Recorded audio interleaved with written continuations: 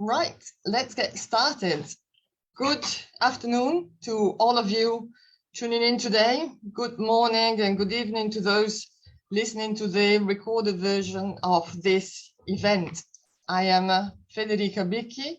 I am an associate professor in the Department of International Relations at the LSE, and I am your chair today.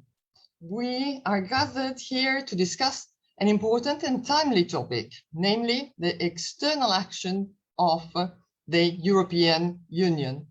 And as we look at international affairs, tensions, but also opportunities to cooperate between, for instance, China and the United States, amid the ongoing pandemic, the new variant, and all that stuff, it might seem a bit misplaced to focus on the European Union, especially from London. But at the same time, I think that in fact the opposite is true, exactly because we're facing challenges, turmoil, and new and complex phenomena.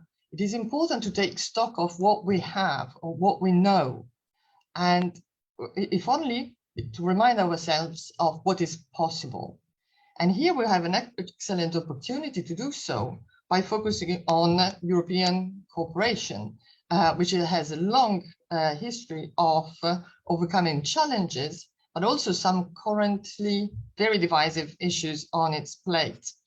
And today in particular, we're going to discuss this book that two of our guests have edited. The External Action of the European Union, Concepts, Approaches and Theories. This book is interesting in my view because it gives us a taste of how rich analysis of EU external action have become. Once they used to be considered as sort of an exception, but now they really appeal to a variety of theoretical perspectives, but also they speak to a number of most important contemporary political debates, from normative power Europe to leadership and effectiveness issues to feminist insights.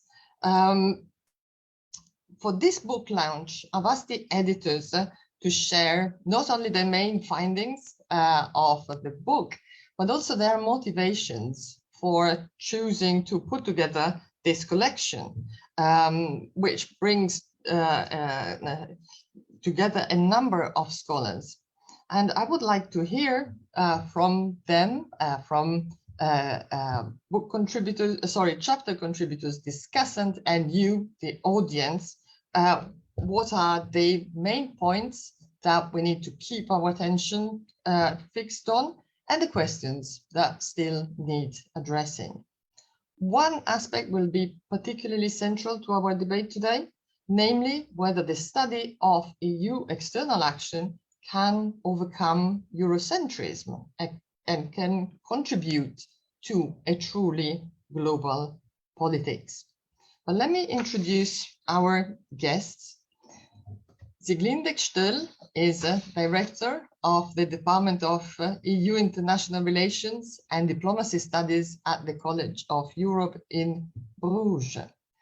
Simon Schunz is an associate research fellow at the United Nations University and professor in the EU International Relations and Diplomacy Studies Department at the College of Europe. Nora Fischer-Onar is assistant professor of international studies at the University of San Francisco, and we're particularly grateful that she joins us with this terrible time difference. Karen Smith is our own professor of international relations at the LSE. I have also contributed to the book with a chapter on practice approaches and how this perspective can contribute to better understand what EU external action is about and what it can do. But I'm here today as a chair, and it is in this role that I would like to give the floor to our speakers. Simon, Sieglinde, would you like to start? Yes, thank you very much. And Simon will also share some slides, so it's easier for you to follow. Thank you, first of all, for hosting this event to the LSE and the IR department, and of course, especially Federica Bicchi. In my part, I'm just going to stick to 3 points. First of all, what is EU external action, or how do we understand it? And then second, why this book? And third, what's actually in the book, before then turning over to Simon for the main takeaways or the findings of the book.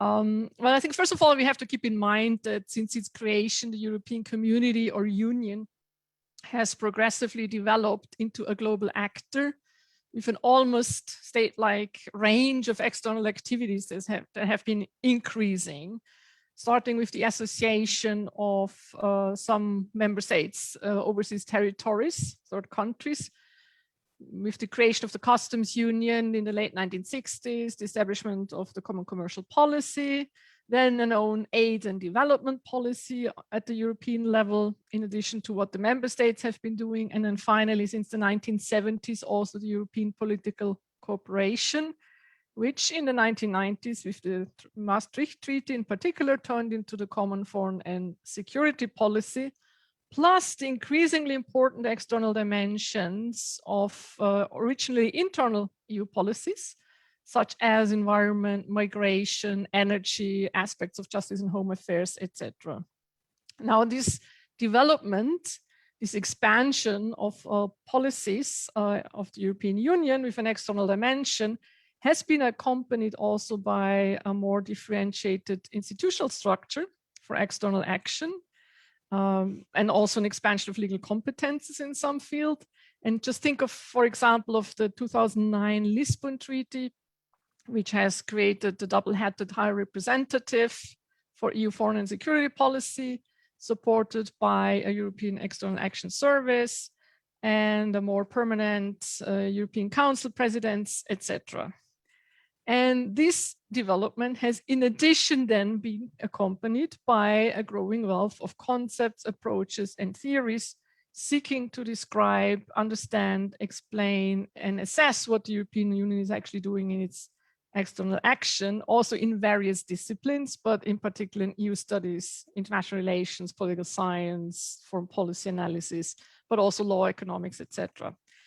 Now, how do we understand EU external action in this book?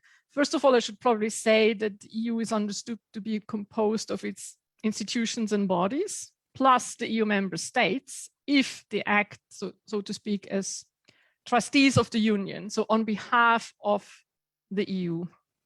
Now, external action then would capture all the activities with an external dimension undertaken by the EU, as just defined. So that means it comprises more than just foreign policy, meaning more than just deliberate action aimed at attaining certain goals in the external environment by changing other actors' behavior, because it can also include, for instance, activities that are just maintaining relations or that produce intended or unintended external effects, but are actually more internal activities. So it's more than EU foreign policy, but it's also more than EU external relations, which would focus more on relations between the EU and third countries or regions. And finally, it's narrower, it's less than European foreign policy, which would add all the member states' national foreign policies without, acting on behalf of the European Union. So why this book? Well, first of all, Simon and myself at the College of Europe work for a study program which focuses on the European Union and its external action. It's called EU International Relations and Diplomacy Studies. And we just realize also over time that there seems to be a lack of a textbook for students that provides an accessible overview of the major ways to study EU external action. Even though there are many books out there, many great books on the external action describing the different policies, analyzing the different policies, we thought it useful to bring together a book that really focuses more on the theoretical parts, like how can something be studied, and to show also the whole range of these concepts, approaches, and theories. And it's also a bit of a hybrid approach in the sense that it's first of all, a textbook for students, for scholars, but it's also a research volume and can and should be of interest to scholars and practitioners alike. Each chapter also includes a case study of how something can be applied concretely. So as you all know, theorizing in social sciences or theories serve several functions: description, understanding, explanation, prediction, sometimes even prescription. And as shown on the table on this slide, we see this more as a continuum. So from concepts to theories, concepts as generalizations and abstractions of certain social phenomena that serve as building blocks for theory building. And in between concepts and theory, there would be approaches. So they are more than a concept, less than a theory, and they can tend towards either the more conceptual or theoretical end of the continuum. This distinction served in particular to, of course, structure the overview we wanted to give about EU external action studies in this book, but it also serves to examine basically the degree of maturity of this still rather young field of study, meaning that a higher level of theorization would point towards an increased maturity of the field because it allows for better describing, understanding, explaining, and critically assessing the object of study. Now, what is in the book? Of course, it's a non-exhaustive overview of concepts, approaches, and theories. It would have been impossible to include everything. And this is a self-classification, of the participating contributors.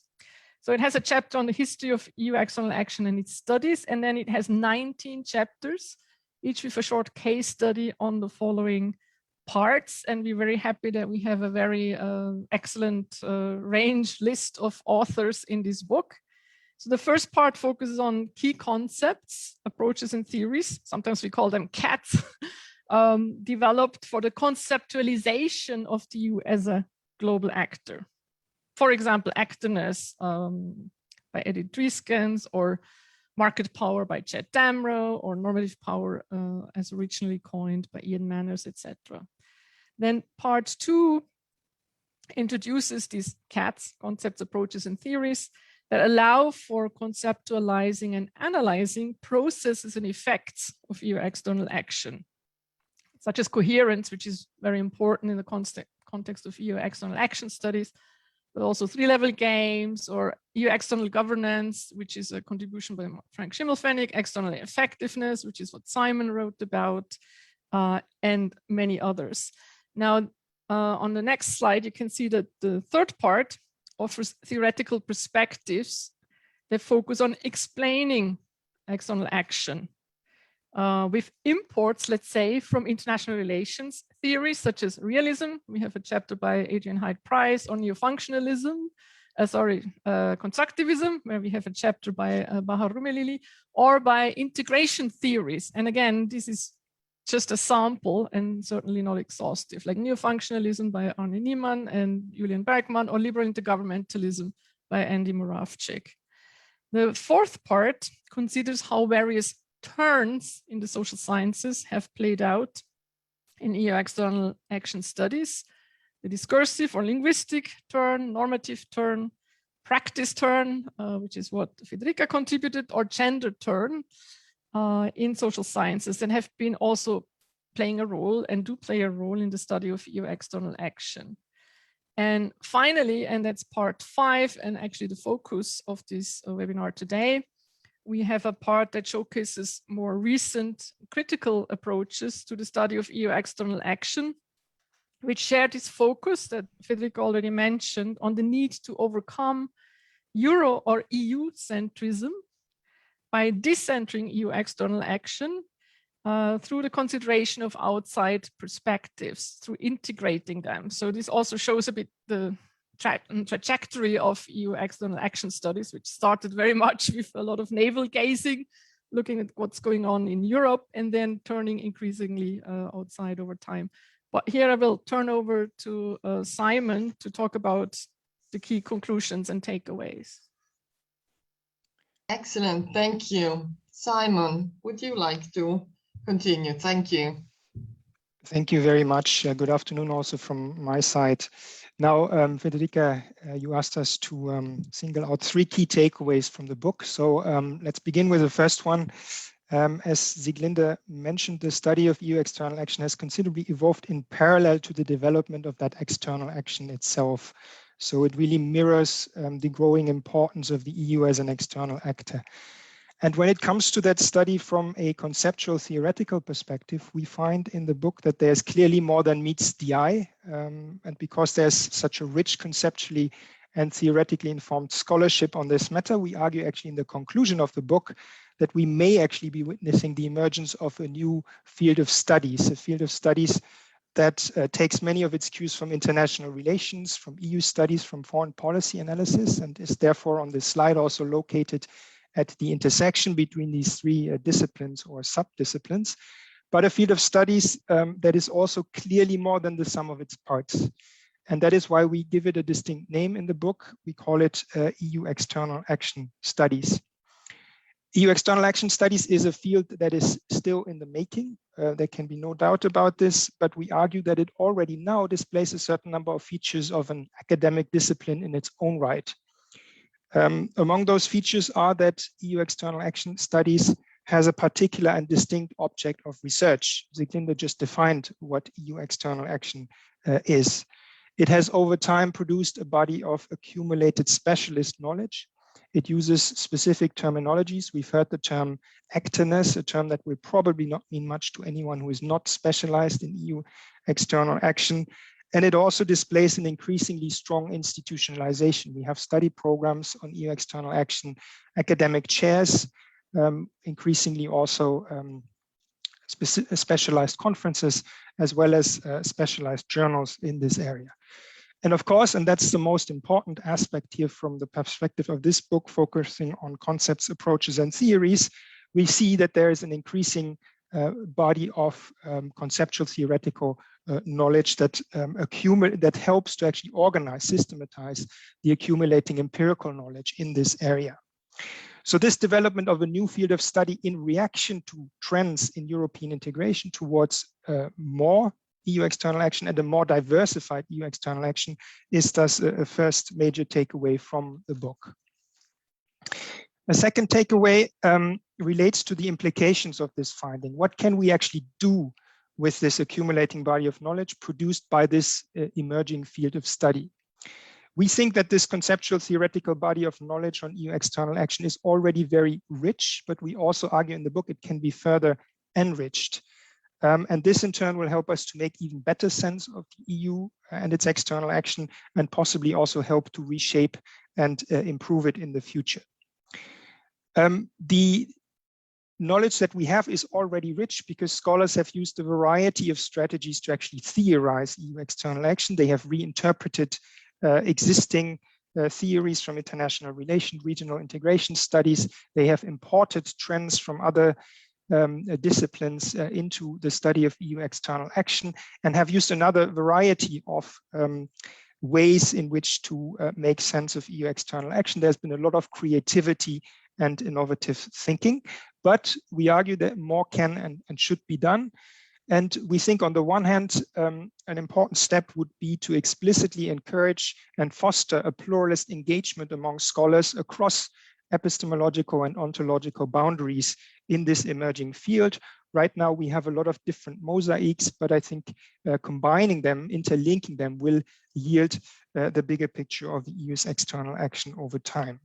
And second, we think that the discipline or emerging discipline of EU external action studies, let's call it a field of studies, should emancipate from its bordering disciplines, so international relations, EU studies, foreign policy analysis, and understand itself as a site of innovative conceptual theoretical reflection, because we think that studying the EU as a particular external actor in a theoretically informed way can lead to additional innovative thinking that can then also be re-exported into those other disciplines.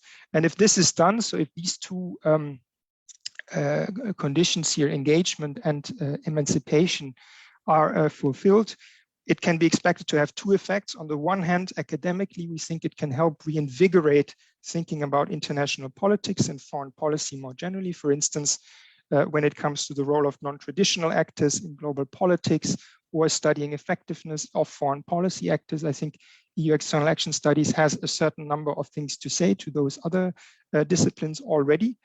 And secondly, more practically, it will help us to use this conceptual theoretical knowledge to assess, critique, and improve the EU's action as a global actor. And the book is an explicit invitation to engage in a debate in that sense. It should clearly not be just an academic conversation, but a debate that involves scholars as much as students, practitioners of EU external action, but really anybody who is interested in this action, in trying to improve it, to co-create the future of its study, and a study that should also be critical of and interested in improving EU external action. And that leads us to the final third takeaway, closely related to this last point. With the book, and Sieglinde has alluded to this already, we see clear trends in the ways the EU's external action has been studied over time.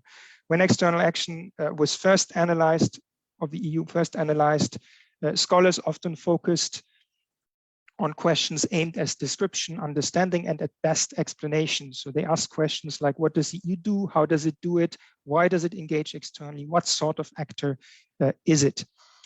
In a way, these studies tended to be very inward-looking. They supported a certain navel-gazing trend that could also be observed in the practice of EU external action. In recent years, however, we see an evolution in the study of EU external action. Scholars have become more interested in a critical examination of that action, asking questions such as, is the EU's action legitimate? Does the EU promote a certain vision of justice when it acts externally, and so on? And that is why approaches and theories saw the light of day that are more suited to critical reflection and prescription.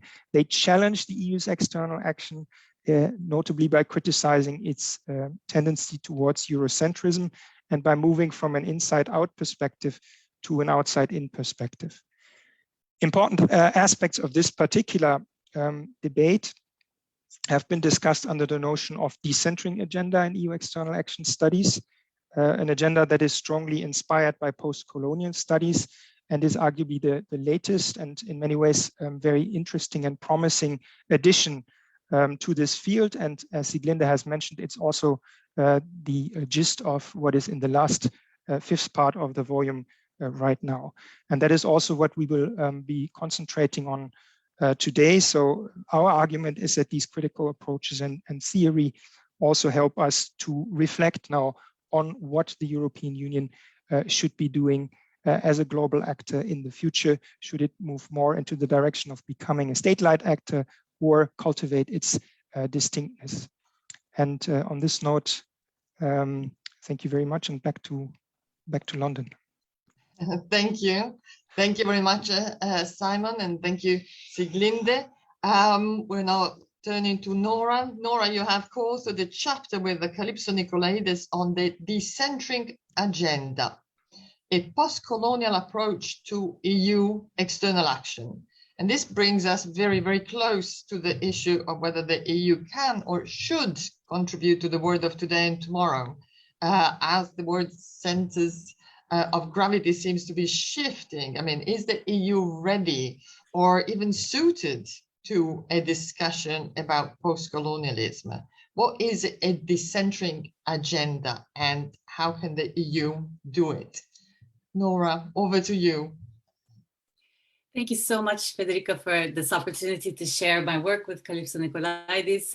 We've been developing this line of reasoning inspired by a very rich literature coming from around the world, from colonized and post-colonial thinkers around the world who've grappled with the questions that you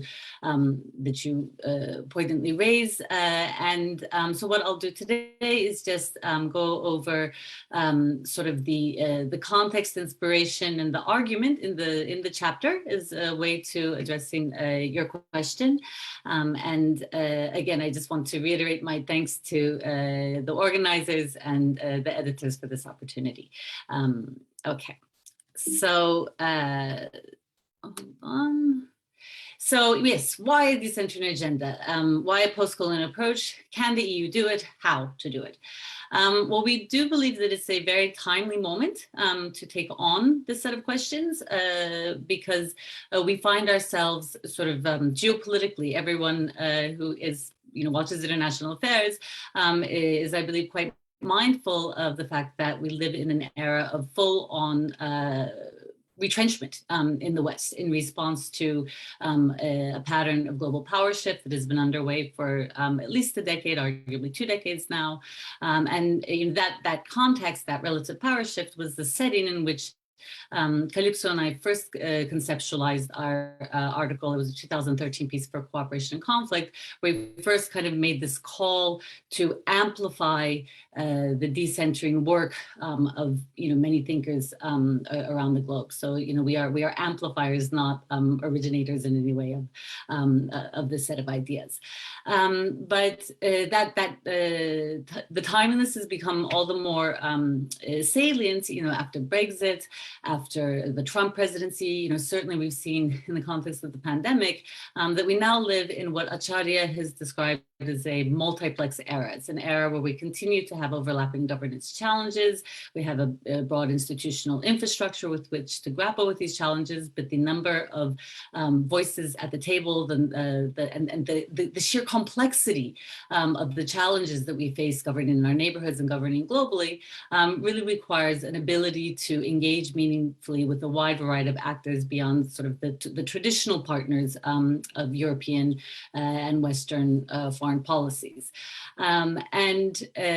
This complexity has led some to jettison the idea that the European Union can be an uniquely sui generis normative actor in the world because while we have common challenges, liberal Euromodernity, as Hutchins describes it, is only one of the modernities on offer, and we have to negotiate with partners who are pursuing alternative pathways and experiences of modernity, and so liberalism may be in a crisis moment, but the answer that seems to be proposed more and more frequently is realism. And while there are things about realism that we take very seriously, there's one feature of Western realism that is highly unsuited to grappling with a post-Western world, and that's the fact that realism purports to be ahistorical, purports to be universal. And yet at the same time, it is, nothing happens in historical vacuum. And so sort of, the American realist imaginary really begins in 1945. And the European realist imaginary really begins in maybe 1812, 1648. But in a realist world where other powers like, declining hegemon Russia or rising hegemon China are your interlocutors, the international relations in this geopolitical sense begins with other inflection points in which the encounter with European colonialism figures profoundly and continues to inform not only sort of institutional trajectories, nation state building trajectories, but also sort of a rallying cry for justice and for world historical recognition of the pain that was visited upon colonized peoples. And whether this pain and this call for justice is about cynically or not, it is one that is giving traction to, say, Chinese negotiations with counterparts in other parts of the world where they may be seeking some, the same contracts that EU contractors are seeking in Africa, for example. And so, history needs to be brought back in. Here, the challenge seems to be that in many contexts in Europe and the United States, the history that is being brought back in is not a reflexive, critical history that understands sort of pathways of mutual constitution in the world, but rather a sort of a reified civilizationalist history that is kind of reinventing friend and foe for a post-Western era. And so we can talk about that more in the Q&A, but our solution to this is to not ignore history, nor to essentialize histories that posit, enduring civilizational rivalries and conflict, but rather just to draw on the insights of postcolonial thinking is to address the questions that you asked us. How has the world center, with the world center of gravity shifting, is he ready or even suited to discussion about postcolonialism? What is the decentral agenda and how can the EU do it? Because this is our answer. And so to develop that decentral agenda, as I said, we drew inspiration from a rich corpus of postcolonial thinkers. There are many clusters that emerged during and after the formal colonial era. There's an Afro-Caribbean and Pan-African cluster of thought, to which one could also add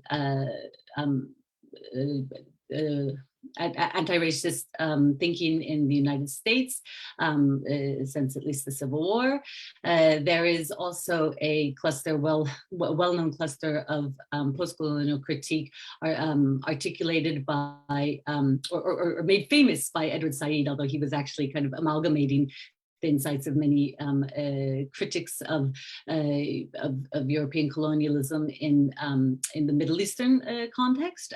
There's, of course, subaltern studies, somewhat inspired by Gramscian critique, a sort of a Western leftist critical critique of the age of high imperialism, but very much emanating from the experiences of the colonized in South Asia, and of course decolonial perspectives that are increasingly gaining traction, especially among profound indigenous thinkers like Linda Tuiwai Smith, and the work of a number of Latin American thinkers on how to decouple from the more, to the indigenous experience, more genocidal experience of European colonialism. These insights were channeled into IR via vectors like postcolonial, decolonial IR, also various critical approaches and historical sociological approaches that have given rise to a flourishing sort of subfield of what has been called global IR or post-Western IR since the 2010s. And what we essentially tried to do, or we were working simultaneously and kind of aligned organically with these approaches, is to import these insights into European studies. And then with this book chapter into the study of European external action. Although we do believe that any study of European external action inflected with a post-colonial approach also must be sort of reflective about the interplay between internal and external. It's not just about decentering out there, but also about recognizing the post-colonial others that have been constitutive to the European project in the first place. So how do you do it? Well, there's two challenges. One, you have to overcome, we had a lot of soul searching about the labels you use: post-imperial, post-colonial. Is it post-colonial with a hyphen, without a hyphen? What are the sort of the nuances that are involved in these different framings? But in effect, one basically has to overcome a tendency both institutionally and cognitively to reproduce patterns of sort of colonial or hegemonic behavior vis-a-vis the rest of the world, which, as I made the case, are both empirically and normatively unsuited to a post-Western world.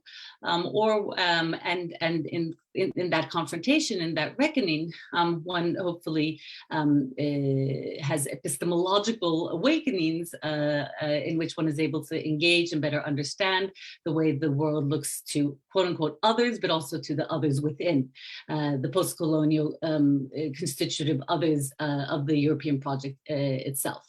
So that sort of post is transcendence.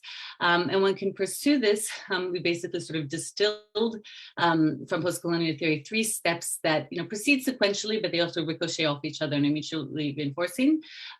First, one acknowledges the particularistic nature of universalist accounts, of exceptionalist accounts of European Union agency in the world. Again, this talk is about European external action. The book is about European external action, but I've been using the term Europe and European quite interchangeably, and in that context, I would also place Britain as well. This is a reckoning that I think is also has purchase for thinking about British agency in a post-Western world. So you provincialize that agency, you engage perspectives, you engage the worldviews of others, you engage the arguments of others, you engage the rationales of others and the stakes that others bring to bear to make sense of our complex overlapping governance challenges. And in the process, you aim towards a reflexive, and what we have called a multilogical reconstruction or recalibration of European agency for a post-Western world. So the aspiration is to kind of develop a multi-log. This is sort of listening in multiple registers, and attempt in work that I'm currently developing with Sarah Wolf and Daniela Huber and David Ghazi. You know, we talk about this as the as a need for contrapuntal listening. We listen to the plurality of voices out there on a given issue, from migration to environmental governance to gender policy, religious policy, neighborhood policy, and you try and interpolate between these different perspectives rather than authorizing one size fits all, as Professor Bicchi has productively suggested is not helpful in pursuing European foreign policy for a non-European world. So in the book, we then go on to show how there was a multilogical opportunity lost in EU-Turkey relations for reasons that, you know, in a multilog agency resides with multiple actors. So the fault is not, you know, exclusively the EU's, but for various reasons that I can go into more detail in the Q&A, the EU and Turkey forfeited this multilogical opportunity at the beginning of the 2000s. Migration governance is a site where multilogical listening is still is far too rare, but it's a potentially productive site that we explore in terms of where one can pursue a multilog with a plurality of actors, as well as these other fields of governance that I've set forth here. So that I'll leave it at that for now. But ultimately, in answer to the question, is post-colonial EU possible? Perhaps not in any sort of ultimately satisfying way, but it is that journey of reflexive decentering and of critically and empathetically engaging a plurality of perspectives that we contend will serve the EU better in a non-European and post-Western world than ahistorical realism or civilizational retrenchment. Thank you very much, Nora. That was very interesting and rich, and plenty of ideas in there. Thank you. Karen, would you like to start with a little bit of discussing all this and putting it into a different context? My pleasure. Thank you, Federica, and thank you for a very interesting discussion thus far. And congratulations on a very useful book, especially in terms of showing students how they can use a variety of theories and approaches to analyze EU external action. I've already included the book in my required reading list for my course on the EU and the world. And I think some of the students are in the audience live, and certainly we'll be watching the recorded version of this. So the book right here, I too, Federica, have a copy of it right here. The book lays out an ambitious attempt to delineate and consolidate a separate field, a study called EU External Action Studies. The editors define external action as wider than just foreign policy, though I personally would quibble with the rather narrow definition of foreign policy that they use. But they convincingly demonstrate that the study of EU external action is not a theoretical desert, as some scholars have argued. In fact, they show that the literature is rich in concepts, approaches, and theories that help us to understand and analyze EU external policies. And I think the book makes a huge contribution to bringing together such wealth and showing explicitly, especially for students, how various approaches, concepts, and theories can be used to analyze EU external action. The editors go even further, however, and argue, I put the chat thing and just popped up. The editors go even further and argue that the study of EU external action is on its way to becoming a distinct discipline with its own specialist knowledge in terminology, approaches and theories, and institutionalization of the scholarly community. They argue that scholars working in this field should now seek to combine various concepts and approaches, consider non-EU-centric perspectives, and emphasize the distinctiveness of the field vis-a-vis international relations in EU studies.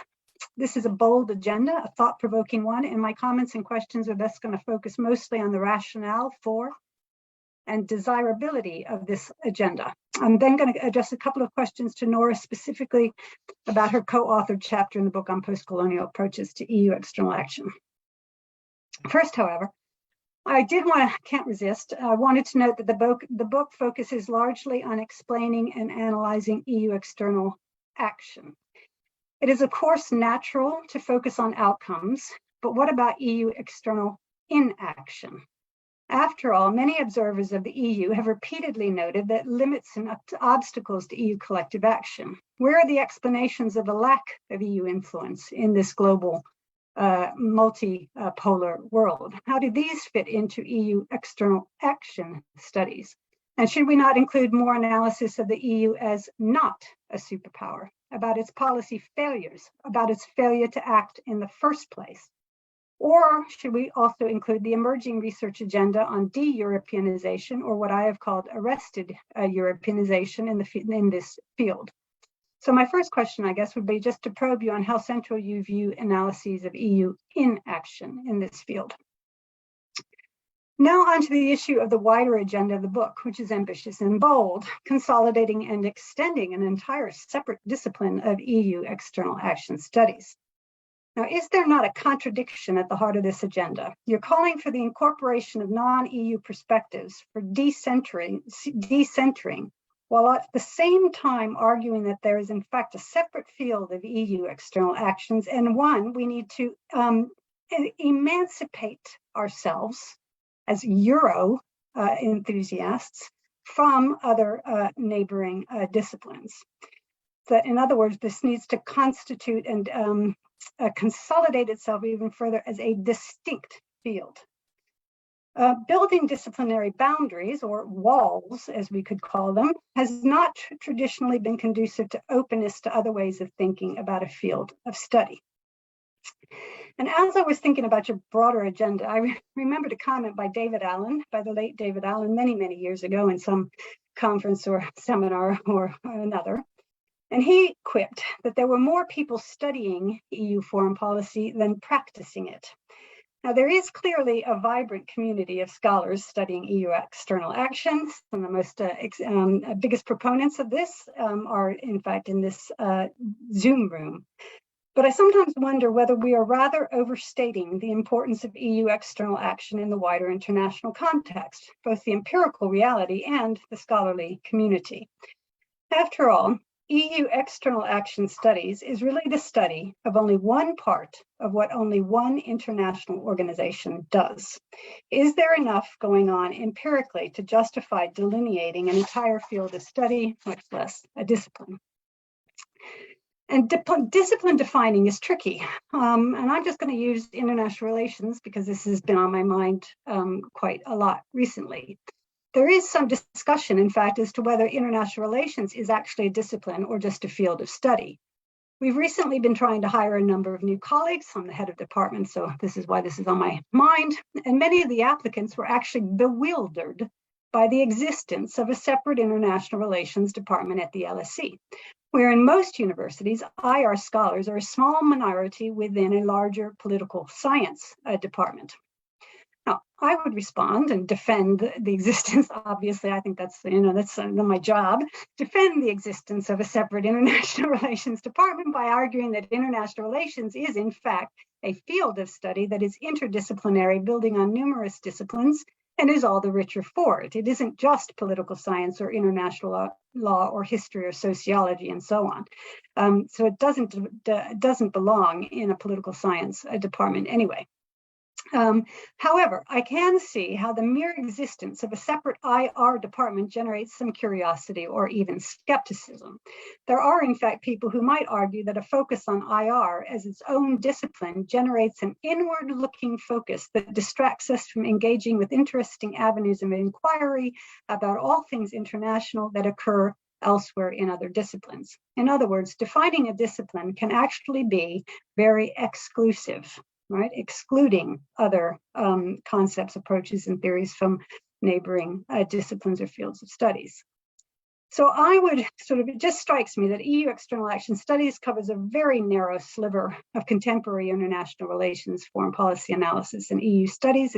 You've also said EU studies, not even European studies, so just the study of one organization on this continent. And I would just say, put out there that by focusing on building a distinct discipline, we risk missing out on engaging with interesting scholarly work elsewhere. Should we not instead be thinking of the EU and the study of its external action in terms of what these things are instances of, i.e. cooperation or integration or alliance building or bureaucratic politics or policy failure or learning or whatever? But in other words, the EU is just something that is happening in the world, and there might be other things that are happening that are similar, or the EU might in fact be some sort of unique, weird, shining city on a hill. I wouldn't go that far though. But should we also not seek to put the study of EU external action into a more of a comparative perspective? But here's a shot across the bow.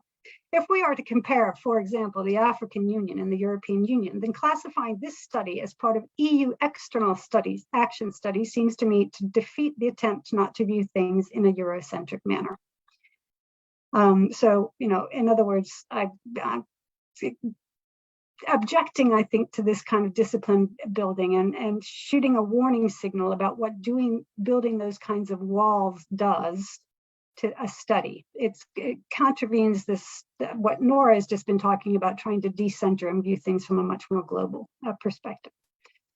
So I would just, what do you think? So question to the editors, what is the justification and the desirability of trying to delineate and defend a separate field of study called EU external action studies? And then to Nora, I really liked the chapter and how you showed how Eurocentrism pervades EU policies towards Turkey and the Mediterranean region. But when I was reading the chapter, not necessarily what you just presented to us, but this is the chapter in the book, I thought of Robert Cox's decades-old article on the purposes of theory, in which he distinguishes between problem solving and critical theory. And I wondered in that chapter in particular how you viewed the post-colonial approach, because I detected quite a merging of problem solving and critical theory. In other words, do we need a post-colonial approach because it reveals what may be driving EU policy? So you might be explaining, I thought the explanation of how we are in the mess that we are in with EU-Turkey relations, I think, showed how you could use a critical theory to show how we have gotten to where we have gotten. However, you guys take it a little bit further, and you argue that actually there's a problem-solving thing going on here as well, in terms of giving advice to policymakers, or showing what the implication, needing to talk to policy makers, showing the implications of that policy so that they can improve policy, which would imply, therefore, that the approach is actually a problem-solving one, not a kind of solely critical one.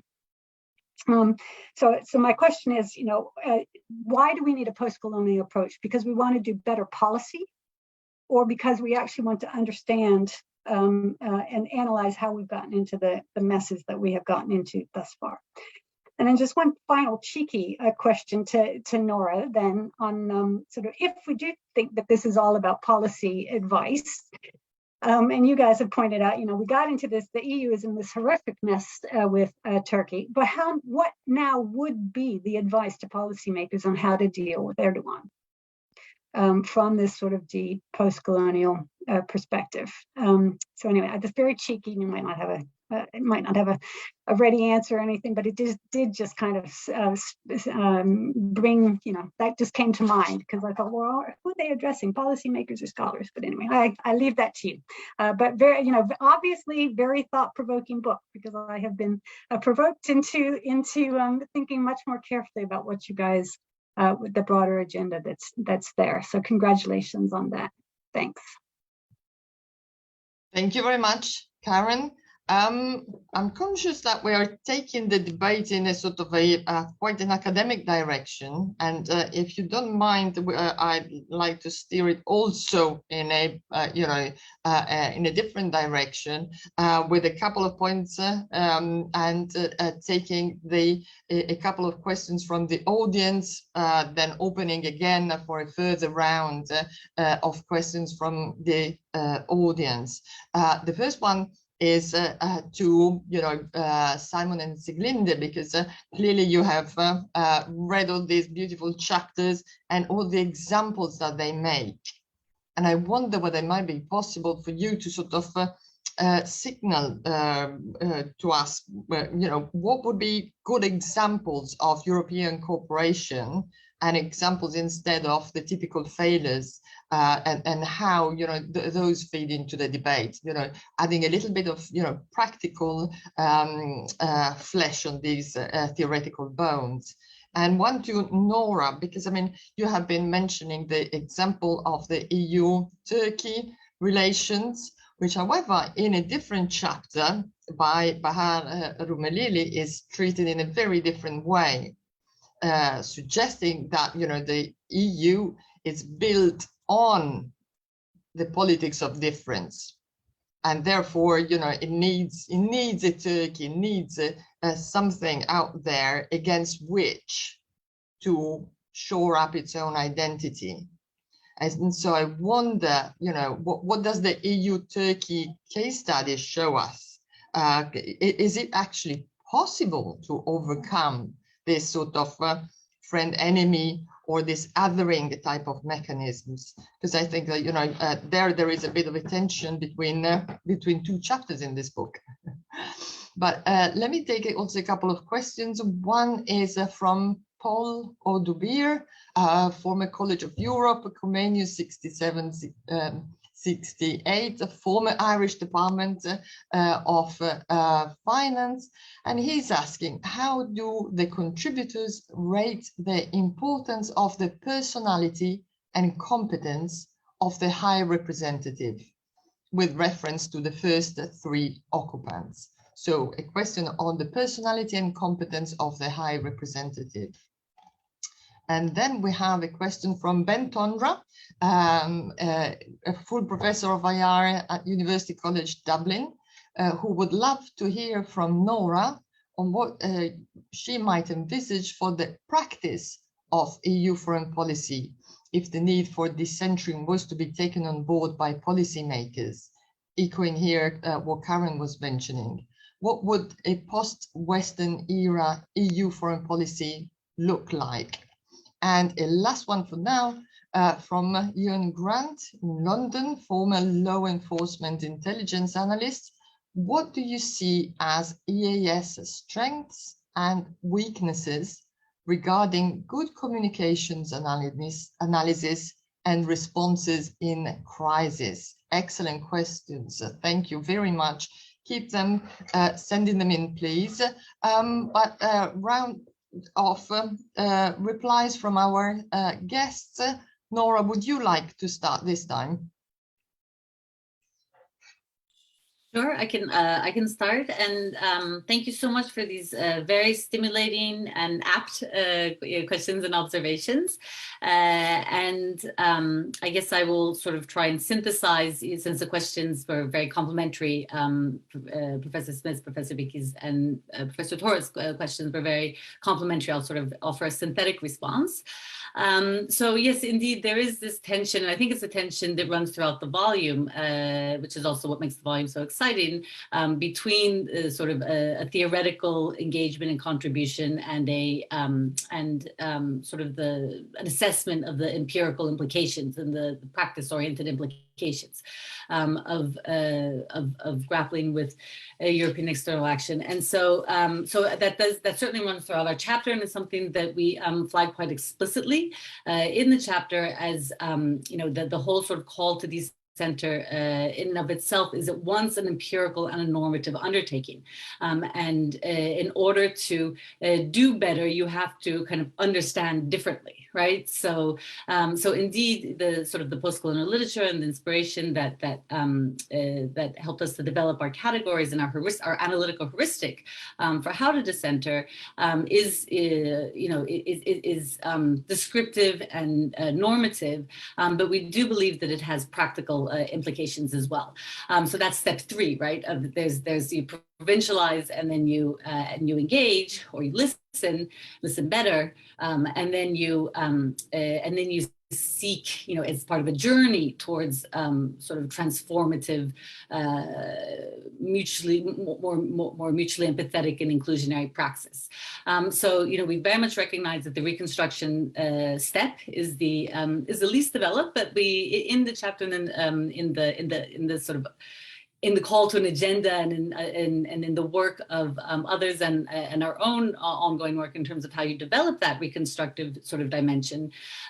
So I would say there's a couple of fields where it's particularly useful, but substantively, as well as a couple of tools where it's quite useful. And this isn't actually isn't mentioned in as much detail in the chapter, but it's where kind of the agenda, to my mind, is evolving. So, one has to do with how you frame policies. And this was critical, for example, to that missed opportunity in the case of EU-Turkey relations. So, there was a moment, I think, in the late 2000s, mid to late 2000s, when there was I would argue that there was genuine receptivity among both the people of Turkey and the government of Turkey to the prospect of joining what at the time was being discussed as a sort of more cosmopolitan European Union. But these sort of neo-colonial reflexes or habits of framing things in a very top-down, sort of civilizationally disdainful way. This is what Bahar Rumeli talks about in her chapter. She is describing that process of otherization that transpired. That what that generates, and this is not just in Turkey, but it generates the same sort of it's knee-jerk reaction among anyone who has been on the receiving end of European universalism/colonialism over history. It generates a rallying cry that double standards are being applied, and there was a joke in Turkey at the time that when the EU asked Bulgaria if they would like to join the Union, Bulgaria said yes, and the EU said, okay, well, you have to meet these 2 criteria. And then the EU asked Romania, would you like to join the European Union? And Romania said yes, and you have to meet these 2 criteria. And then the European Union asked Turkey if you would like to join it, and I can't even remember the punchline. I'm terrible at jokes, but it was basically an impossible catalog of expectations, and which render the whole project Sisyphean. So in that sense, in terms of the way that if one is able to frame policies that might actually be multi-final, that might actually have prospects for sort of transformative relationships with interlocutors in a more humble way, I think it can go a significant amount towards actually helping to generate the desired outcomes. Another space where I think there's practical implications is that if you listen if you engage in a multi-log and recognize that there are a plurality of voices out there and not one right way to do things, and that's within Europe itself as well. If you recognize this, and then that also opens your, it's not just that understanding, but it also practically opens the possibility to engage with a wider range of actors. So, for example, when you look at EU promotion of gender equality in its neighborhoods or in regions like the Middle East, there's a tendency to foreground a certain secular Western feminist understanding of what gender equality should look like, to which I personally have little objection, but again, it can reach this, it can generate this pushback reaction of sort of cultural imperialism, and it does not graft necessarily effectively onto sort of the sociological fabric of sites where gender equality is being promoted. So if you engage with a wide variety of women's activists in the region, or gender activists in the region, who are articulating perspectives, perhaps from a religious view, using different normative rationales and advocating for differentiated strategies, you could achieve potentially more impactful results. And I think there is learning in this regard when it comes to sort of religious governance policies and trainings of diplomats in terms of how to be more sensitive to different religious perspectives in EU external engagement. I think climate governance is an area where this is crucial, right? You can't understand climate change and you can't grapple with it as a challenge unless you understand the differentiated impacts it's having on more or less vulnerable communities in the global south, global north, urban versus rural residents, and the socioeconomic sort of burdens that some communities bear, that are often a product of and legacies of sort of colonial histories. You won't be able to, you can't deal with migration to the European Union and climate-driven migration unless you're listening in a pluralistic vein. And so I would say it's fledgling in terms of the practical applications, but I think there's many fields of governance. And I would go so far as to venture even high geopolitics is a site where decentering would serve the EU. So, it's the tendency to portray the other that Bahar Rumeli talks about in her chapter, the Turkish other, the Russian other, the Chinese other. We've all seen this happen before our eyes on multiple occasions. Certainly in the context of the pandemic, the demonizing of certain regions of the world by what I call geocultural realists in the West has a self-fulfilling prophecy dimension, right? So simply by catching yourself in the act of a self-fulfilling prophecy can serve to avert the prophecy. And I would say that is particularly important in an age when actors like China and Russia and Turkey are take up the experience of otherization and then begin to wear it as a badge of honor, right? And as a way to as a rational push back against alleged European sort of Western neocolonial behavior by claiming the banner of the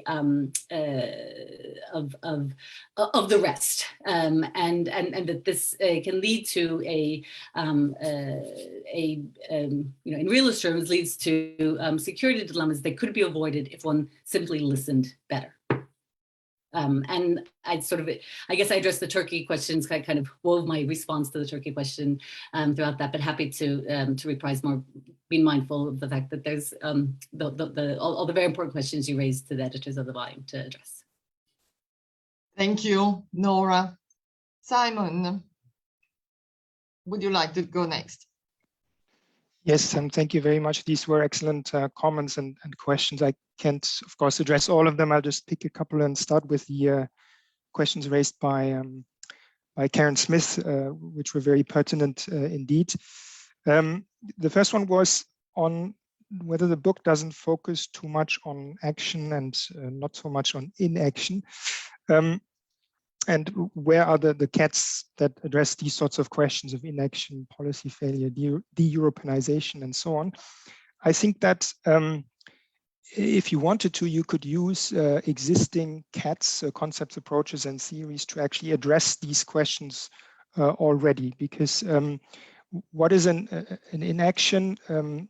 There can be two sorts of reasons for that inaction. Either it's a deliberate inaction. So in foreign policy analysis, Valerie Hudson and others have argued that not to take a decision or to take is also to take a decision. So you take the decision to be inactive. And if that is the case, then I think you can perfectly use some of the theories that are, for instance, the explanatory theories that help us to explain action, also to explain this sort of inaction or non-decision. The other reason for an inaction could be a sort of unconscious failure to come to an agreement, or to develop blind spots and simply not wanting to act on certain matters. And if that is the case, then I think there are lots of opportunities for concepts, approaches, and theories in the book that you could use to tackle this sort of failure. For instance, you could work with concepts such as coherence or external effectiveness, or of course with the decentering agenda, and this expose those blind spots, why they are there, why there are certain issues that are not being treated by EU external action. So I think, of course, new concepts, new theories and so on are welcome and could be developed on this. The existing catalog is already well equipped, if it was interested in these sorts of questions, to somehow also address them. On the second point raised by Karen Smith, and I think it's a very fundamental, important question. So what is the justification for and desirability of such a field, EU external action studies? And maybe it's important to clarify that what we were doing when we were putting together this volume was not to say we want to define a new field or let alone a discipline. And I'd prefer to speak of a field of studies, but it rather happened the other way around. So we discovered that there are many concepts, approaches, and theories in this area, and we said, okay, so this seems to be really a field of study that is becoming stronger and stronger, with a lot of variety of different perspectives and so on. So we make the argument that this should become a more conscious effort. Scholars should reflect more on what they are doing around EU external action, and we then compared the effort that is already ongoing to a number of criteria of an academic discipline, just as a thought experiment. And we said, yes, there is a consolidation effort that is ongoing. And what we try to do here is to systematize and to make everybody aware of this. So to work against the sort of atomization of various concepts and that are all floating, and a very disparate set of thinking or of approaches to studying this discipline. That for us is an identity shaping effort, which in the first instance requires a bit of a decoupling from the bordering disciplines. But in a second instance, we don't understand this at all as a wall building exercise, but rather as an exercise to shape and sharpen this identity, and then to go back and say, now we can recouple with those other disciplines, we can bring more to the table, we can build bridges to them. And I think this sort of transferability also from studying the EU as a peculiar non-state actor in external action, and to learn from this actor and then to export this again to other actors is one of the strengths we see in this field of studies. So it's not in that sense an agenda to delimit this group of scholars from others, but rather to make a conscious effort to sharpen this identity, as I said, and then to reach out again with a strengthened and systematized field. And then maybe I can pick up one more question from the other questions, and then I'll leave it to Sieglinde to respond also. There was a question about good examples of European cooperation, because it's true that we often hear about the failures of EU external action in the neighborhood. I'm thinking about the Ukraine crisis, even though in the chapter of the book, Andrew Moravchik and Cassandra Emmons actually argue the opposite, namely that the EU's engagement in Ukraine is not a failure, but a success. So for those interested, do take a look into that chapter. But I think examples of European cooperation that are quite successful can be seen in areas where the EU has either a strong competence or a strong coherence internally. For instance, in areas such as trade or climate change, where the EU is very coherently, there's a communitarized policy, and it also helps it to then engage solidly on that basis externally and with a coherent position, but also broader policy areas such as enlargement are typically seen as areas in which European cooperation has been very successful. And with this, maybe I'll hand it over to Sieglinde. Thank you very much, Simon. Sieglinde, over to you, and I hope that we, can also address the very important issues that were raised from the audience by Paul on personality and competence of the High Representative, if only because I know of someone who's working on a dissertation on this, and therefore your answer would be particularly welcome. And similarly by Yuan on the strengths and weaknesses regarding the EU response and communication in crisis situations, because I think that this is also quite to the point. I think that Yuan has really a point, because I mean, much as we like the EU, the crisis situations is not where the EU tends to shine. So if you can spot any good practices, that would be really useful. Sieglinde. Thank you very much. Very difficult questions.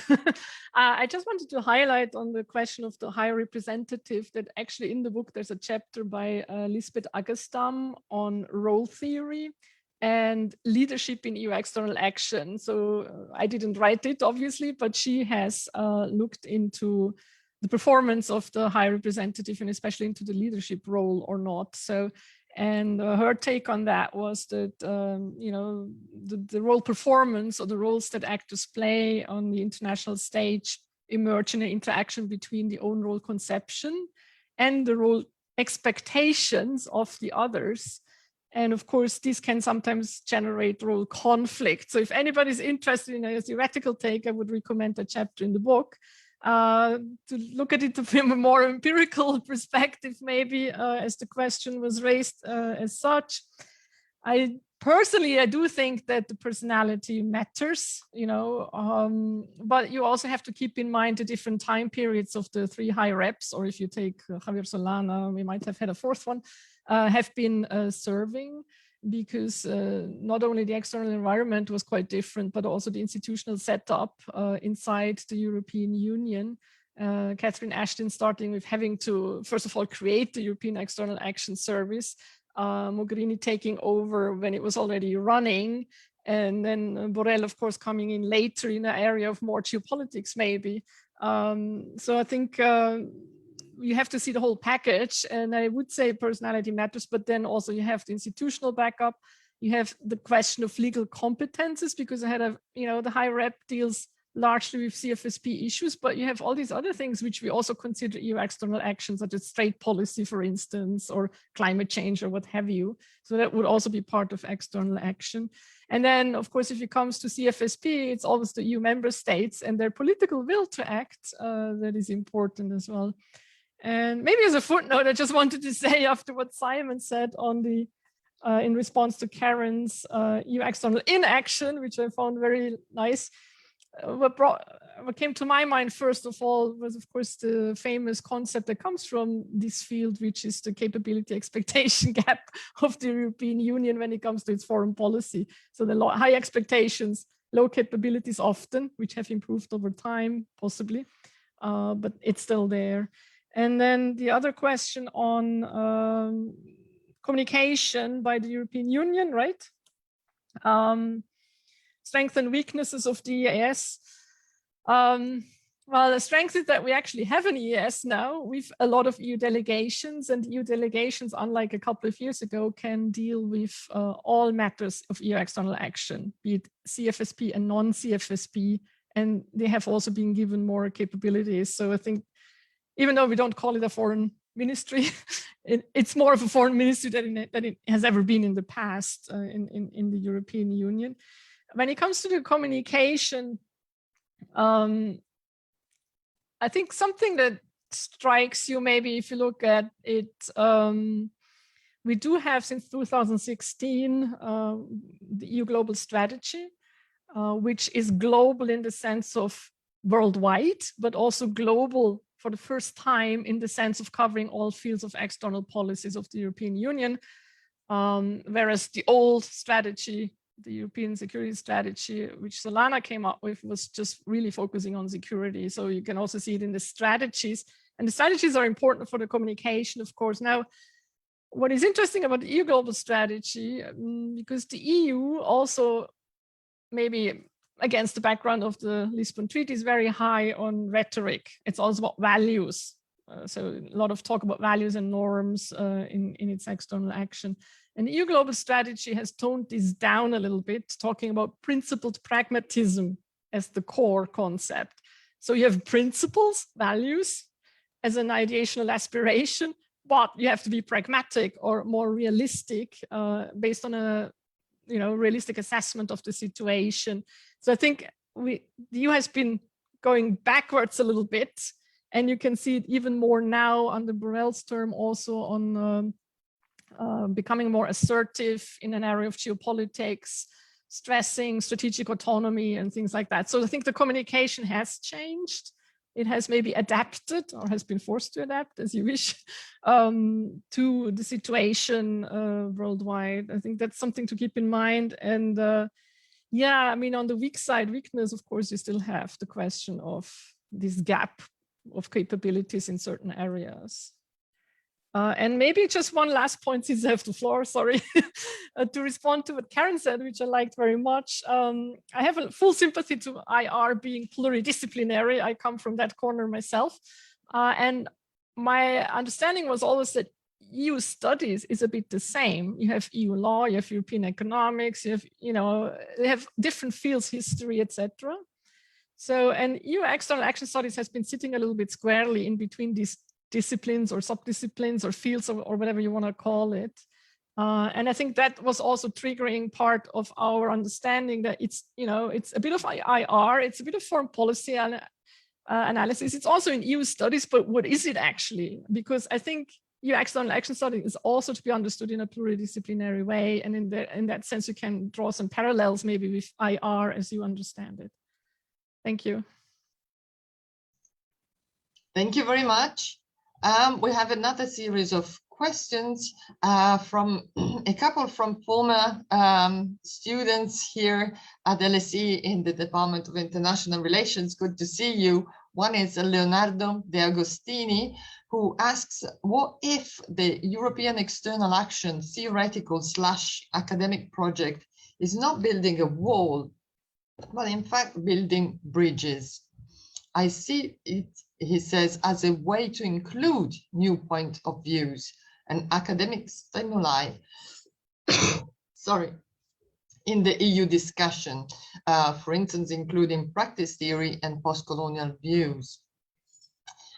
Linda Tutova instead goes in a different direction and asks, what are your views on the recently presented strategic compass? Does the first ever joint threat assessment, a part of the compass process, indicate that EU member states might be finding one strategic culture? Will the compass change the way we look at the EU's external action? And this is something that was also echoed in a comment / question by Gauthier Parton-Devant, who is asking, how would you analyze and critique the unveiling of the EAS strategic compass in the context of your book, particularly in contrast with the previous concept of strategic autonomy? I think that these are great points, and probably, Sieglinde, do you want to start, especially with reference to Leonardo's point? Okay, thank you. Well, yes, I think it has maybe already come out a bit in the previous discussion that we are not interested in building walls, but rather bridges. And I think Simon also mentioned it very briefly in his talk about, EU external action studies has been importing a lot of things, concepts, approaches, theories to work with, but it's so young, it still has to start exporting maybe. And, concepts such as actorness, even though it doesn't seem to be the most popular anymore, from what I understood from a previous talk, or that things that are kind of homegrown in studying the external action of the EU, but then can be made fruitful in other areas as well. And or if we think of what Nora just presented, I mean, we have the discussion about global IR or post-Western IR. And she very briefly also said global EU external action studies, or, so that I think decentering is also something, even though maybe a lot of people are working out on it now, right now, with relation to the EU because of Eurocentrism. It can be fruitfully be used elsewhere, outside, in another context outside of the EU as well. So I think this export still has to be developed and worked on. Maybe just one more remark on, will there be one culture in Europe? I don't think so. One strategic culture. No, I think the strength is the richness and the diversity of Europe. But of course, these cultures should work together and be compatible so that they can have a common compass. And it's very telling that this is the very first joint threat assessment. You might be surprised that it's really the first one. I mean, we've had, common foreign security policy for years. So things are moving, but I think it's not going to lead to a single strategic culture, and I think it would also maybe not even be so desirable. Thank you. Yeah, no, this is very interesting. In fact, I mean, was it President Michel who recently mentioned that 2022 will be the year of defense, which is raising the bar considerably in terms of defense and security, and also raising a number of problems and creating problems also for the EU itself in terms of how it communicates and it works. So thank you, Sieglinde. Simon. Thank you very much. Well, I don't feel that I can add a lot to what Sieglinde has already said in response to these questions. I think this strategic compass has to be seen in the continuity of the discussion that Sieglinde alluded to about the EU becoming initially an actor that banks on principled pragmatism, so puts its interests more forward, while at the same time still being attached to its values and being a multilateral actor and so on. But which has been reinforced, I think, since this commission has taken over in December 2019 with von der Leyen and Borrell wanting to turn the European Union into a more geopolitical actor. And I think the strategic compass is, in a way, the practical operationalization of this, what is currently still actually a discourse. And I think it's a laudable effort. If that is the agenda, it's a laudable effort to systematize thinking about this. But I would caution against, I mean, we had the discussion about Nora's and Calypso Nicolaidis chapter in the book earlier, and I think Calypso Nicolaidis made the observation that the EU has no choice but to be a geopolitical actor these days, because that is what the world is like. And at the same time, I think that doesn't necessarily mean that you can only act according to certain recipes from a certain theoretical perspective, such as neo-realism, that you develop hard power capacities and so on. So I would caution against moving too much into that direction and not cultivating some of the strengths that the European Union already has in many other soft policy areas, and using, for instance, what has been called its Brussels effect, so the internal policies. So banking on what it already does and can do, rather than simply putting all emphasis on the development of hard power capacities, because that will, as Sieglinde also mentioned earlier, very much depend ultimately on the willingness of the member states. And even though the Trump experience and maybe also Brexit opened a window of opportunity going into that direction, there's always going to be difficulties when it comes to finding the necessary consensus unanimity on these sorts of matters. Thank you very much.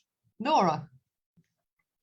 Yeah, I think I just want to chime in and reinforce this last point that Simon has made about the while being realistic, as opposed to necessarily realist or neo-realist in response to the geopolitical imperatives of our age, does entail attending to security and this does seem to be a direction in which the EU is evolving. and clearly the experience of U.S. sort of the recognition that the U.S. has isolated. Even in a post-Trump era, certainly stimulates this call for a sort of a more strict, a more security-oriented approach. But I would say, if you just take sort of just, good old sort of balance of power theory and look at what middle powers do best. And if the EU in this context in this emerging global context is sort of, a super middle power, as it were, I just made that up, then middle powers are very good at diplomacy, right? They're very good at bridge building. They're very good at coalition building and at finding niche subjects where they excel and thriving in those niche spaces.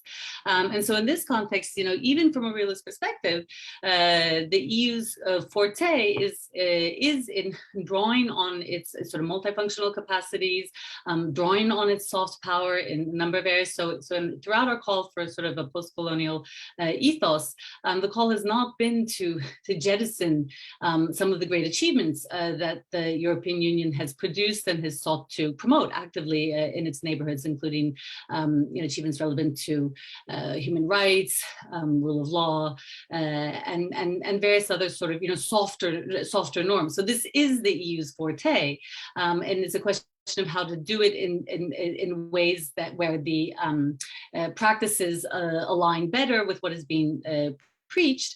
This continues to have exert massive power of attraction on the EU's neighbors and interlocutors, if it can be divested of the sort of the colonial and neo-colonial inflections. And in this regard, I think this also came up recently in a conversation that we had. So whenever there's the pushback, I hear the pushback that no, the EU needs to become a hard, security actor. In this context, just look at the strongest actor within the EU context, and that is Germany. And Germany has absolutely thrived by reckoning with its history, with the darker pages of its history, and by seeking to atone for and listening to a plurality of perspectives regarding its past.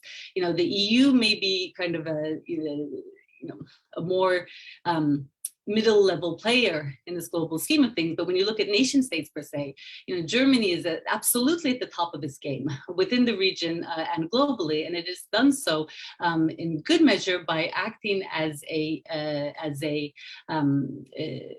by being reflexive, by atoning for its past, by being multilateral, by investing in soft power tools that have basically made Germany the defender of the liberal order from 2016 to 2020 in many respects. So again, it's just when I hear the calls for sort of strategic autonomy and the sort of the aspirations, the hard power that underwrite it, I realize that Europe has changed a lot, but it's still a far cry away from being able to or wanting to put millions of boots on the ground anywhere on the planet. And so play to your strengths. Thank you. Karen, do you want to have a sort of a 1 minute intervention before we close? I mean, I can think of something, I guess, a fascinating discussion. I just wonder whether if you were sitting in Beijing, any of this would matter at all. Whether they're even paying attention to what we talk about over here, whether they would care. And I think I agree, Nora, play to your strengths. And I've always wondered, and what does military power buy you? It doesn't buy you much, even if you're the United States or China, though it could, of course, be very useful for, say, invading a neighboring island. But I guess I just come back to the critique that has been made about Moravcik's argument on a superpower.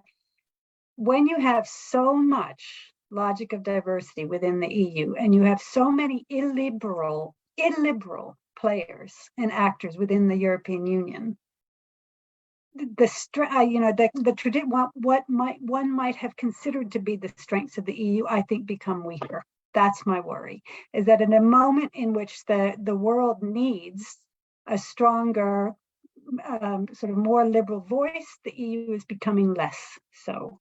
So I guess I would just, yeah, sorry, that's a bit of a downer. So maybe you guys want to come back and say, no, absolutely not. But yeah, just my concerns about the directions we've been heading in recently.